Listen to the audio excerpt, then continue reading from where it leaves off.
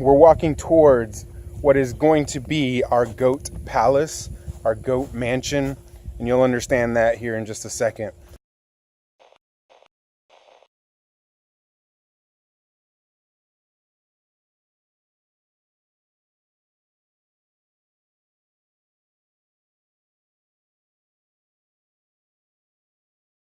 So most of the plans that we found were, 4 foot tall, something for the goats to live in, 3 walls, not enclosed completely. My original intention, if you can see from back here, we have a wood pile. Behind that are a stack of pallets.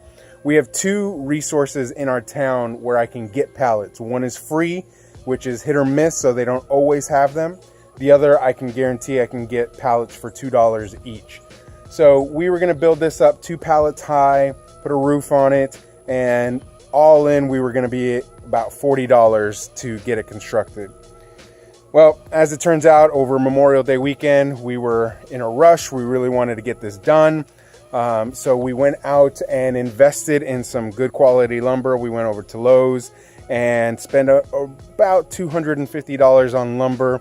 The rest of it, the roofing, is actually from old structures that we had laying around, so we just put a new roof on it. And if you can't tell, I'm 5'9". The structure itself is just over 8 feet tall. And you might be thinking, are you getting some Nephilim giant goats? The answer to that is no. We're not getting giant goats. But imagine, if you will, there's going to be a platform here for them to get off the ground. You can see that there's a feeder right here. We're going to put a little bit of a loft on it so that we can store some extra things for the goats. And so there'll be a platform right about here for them, kind of in an L shape coming out and back on the back wall. And that'll get them off the ground. This will be an enclosed pen area. We're going to use the electric poultry netting that we were using a few months back as a temporary pen for our chickens. We're going to use that for the goats. There will be doors, 2 doors here for the goat enclosure. We want to close them in. One of the biggest things that we've been worried about here is predators. Now, knock on lots of wood that we have around us, we have not really had any huge problems with predators. Now, I say that today, and I'm going to look at this video later on, and I'm going to say, shut up. Why'd you have to say that? But nothing hugely predatory has been in this area. To my knowledge. I mean, we see deer tracks, but obviously that's not a predator for anything that we have to worry about other than our garden.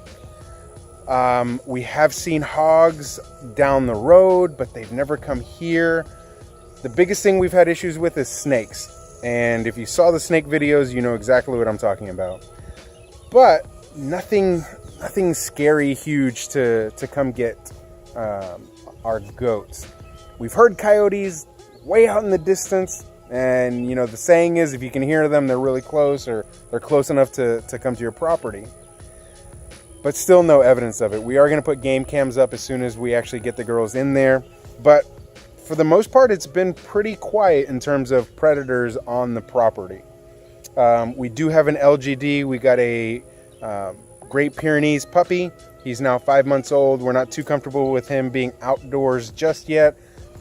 Wherever you sit in that camp, just put the dog out there and do it.